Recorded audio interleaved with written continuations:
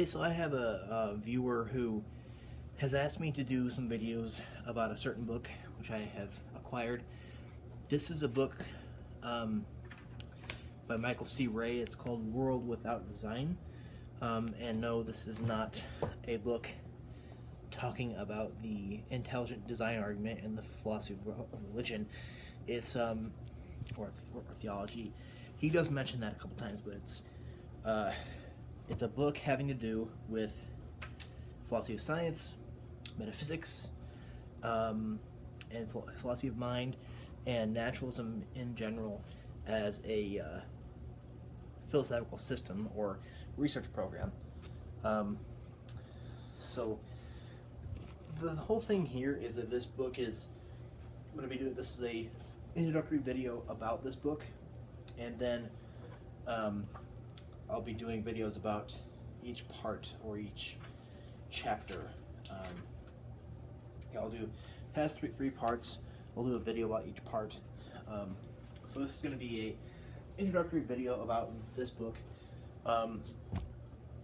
It has to do, basically in the introduction, he's kind of going over his central arguments and his idea of what a research program is, and basically what he's going to do in this book. So I'm kind of going to go over that here. So the main thing, I guess the main theme of this book is his critique of what is called naturalism.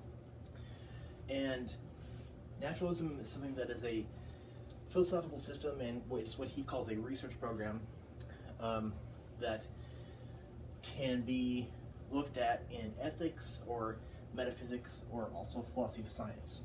I guess to put the idea of naturalism in a very brief way, it's the thesis that science or philosophy or what we can know about the world can be came upon in a natural way, and that things exist in a natural way, and that I guess I'm trying to put this better. I haven't talked about naturalism in quite a while, but I've read this book before. The viewer asked me to do a video on it. I had read parts of it. I'm gonna have to read the third part a little more in depth, as well as the first part a little more in depth. But I had read parts of it before the viewer asked me to do videos on it. But naturalism states that the world is in some way natural, that there's no, that to talk about a supernatural God, or to talk about things in a transcendent way, to talk about things in a way that transcends the real, actual world is wrong, and to do science based on that is wrong, and to do philosophy based on that is wrong. Well, I don't want to use the word wrong, because that's kind of, it has a moral connotation. It's unfounded to talk about things in a transcendent, in a way that does transcend the actual world. That the philosophy and science that we do, we can come upon it naturally, and we are trying to understand the natural world, and that's why materialism is something that is a product of naturalism, as dualism is something that, according to the metaphysical naturalist, or the naturalist of the philosophy of science, a dualism in the, let's say, the Cartesian way, is looking at the mind or the body in a way that transcends the actual world that we know of. So a naturalist is going to base his or her philosophy and science based upon the world that we all know, based upon what is natural. I hope to, beyond this series of videos, kind of do a video which kind of does that a little better and kind of talks about things in a little bit of a better way. So that would be something that I do want to do. As for ethics, J.E. Moore argues against the claims of naturalism in this writing. There are naturalists in the philosophy of science, as well as even metaphysics and epistemology.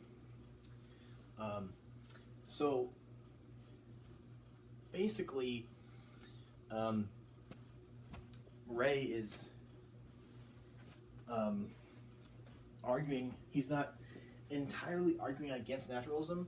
He critiques it, but pretty much he's arguing against the form of naturalism that argues mainly these two, but also this, this third one, and I'll get to those two in a sec. These three in a sec. What this book is comprised of, it talks about a little bit of philosophy of religion, a lot of philosophy of science, as he does mention Imre Lakatos, this book. He refers to this book specifically, at least in one way, specifically to Lakatos's idea of a research program.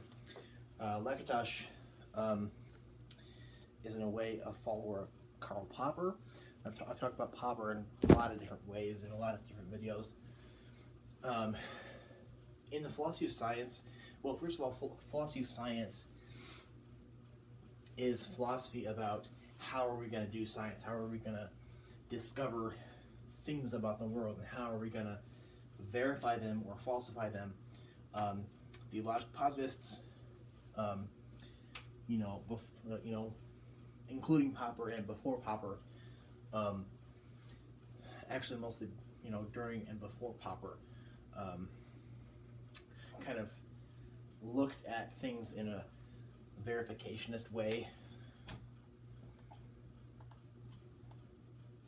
or idea of verifiability, and that people like Rudolf Carnap and Moritz Schlicker are gonna try to verify facts of science via evidence. However, Popper and Lakatos, and also Ray, I think, Ray doesn't really go into the whole verifiability, falsifiability debate that much. He mentions it though. But Popper and Lakatos, who follow him, don't agree with verifiability and don't think that it's possible or even a good model for verifying things via evidence to try to verify things via evidence. However, we can falsify things via evidence. We can come upon a set of beliefs or a set of propositions, and if we have a set of them and a few of those things that we are holding can get falsified by laws that are established or things that are indubitably known. So this is a book discussing the philosophy of science as naturalism is big in the philosophy of science.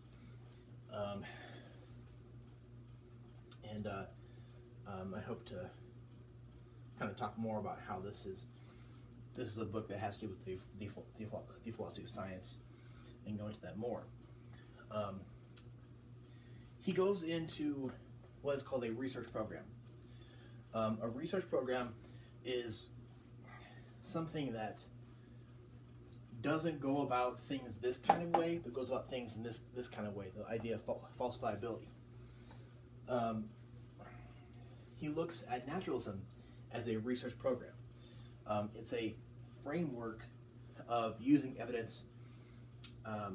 It's a methodology. It's a certain kind of method, and how method precedes theory. That this is a method of using evidence to falsify or to basically get better and more refined theories. And naturalism is a framework, it is a research program that is a certain way or method of getting towards or going towards a theory, using evidence to rather falsify things as opposed to verifying them, because it's not really that possible to indefinitely verify things via evidence. However, it is possible to corroborate and falsify things via evidence. Naturalism is one research program out of many that that is a framework of moving towards a theory. It's a method of moving towards a theory, of using evidence to falsify things and move towards a theory. Constructivism, intuitionism, and supernaturalism are also other ways, are also other frameworks of moving towards theories. They are research programs themselves. Well, constructivism is actually a theory similar to realism, but these two are different research programs, and there are a lot of other different research programs or frameworks, if you will, of moving towards theories. Now, Ray states that naturalism is in a orthodox. It has a orthodox status, and what is meant by orthodox status? You know how people say that something that you do is unorthodox. To say that something is orthodox means that it is right, or not quite right, but that it's proper. To say that naturalism has an orthodox status means that it's kind of a given for a lot of philosophers and a lot of scientists, and that he criticizes naturalism by saying that it's an unfounded orthodox status. There's no rational foundation for it, and he goes over things like intuitionism as a possible different research program. He goes over this and he dislikes this, but finds it better than this. And he goes over some other ones too, and I'll be going over those things. And it's also very costly to embrace naturalism. It's not something that you can embrace without certain consequences to your theories and your philosophies and your science. Naturalism doesn't have to necessitate these three things. And the first one is realism about material objects, saying that the book or the cup is concretely and indefinitely real, that it's independent of my mind. So these three are things that are typically, these three things plus this usually go together. So the first one is realism about material objects, or RMO. Materialism, and that's the converse of dualism, so materialism or physicalism. Materialism is that there is nothing other than concrete material. And that applies metaphysically as well as to the body or the mind. And one thing that is part of this is that given any person, there's no self other than what this is. There's no soul that's paired with it. That's one part of this. But materialism also contrasts with idealism. And idealism is the thesis of people like those 19th century figures like Kant, Fichte, Hegel, and Schopenhauer, who say that, and also Berkeley, who say that things are mind, that they're anything more than our ideas. So materialism contrast with this, it also can also contrast with constructivism, which I'll get to in a second. The third thing that this usually comes with is realism about other minds, or ROM, which means that if I see you, if I see another person, that I can verify that those other minds are independent of me, and that they are actually real, concretely real. So he's critiquing naturalism, and also saying that naturalism doesn't have to necessitate these three things. So you can be a naturalist but also not agree with these things. You can be a naturalist and be a intuitionist or a constructivist.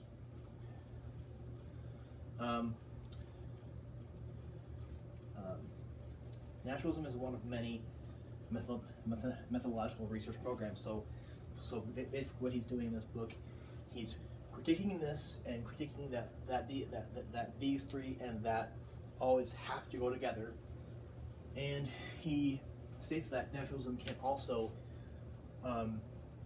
go with this constructivism.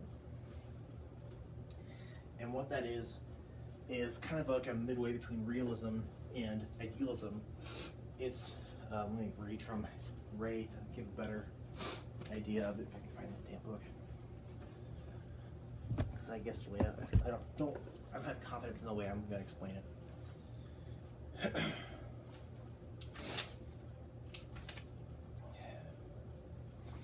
The objects must be of an unidentifiable sort, because the constructivist thesis is that all of the sortal properties we are familiar with are extrinsic. So it's not the realist stance that they are concretely real, and that we can verify that, or that we can, in a way, verify that they are concretely real. Nor is it idealism that they are mind dependent, but it's a kind of a midway between the two, in that the object must be of an unidentifiable sort, because the thesis is that all these sortal properties we are familiar with are extrinsic. So, and I'll get into more of that too. This is kind of a intro to this book, and I plan on doing at least 3 more videos, maybe more on it. So, if you think I've messed something up or left something out that I should have included in an intro to this book, let me know below, and specifically you, the one who requested videos on this book. I'm open to whatever criticisms you have.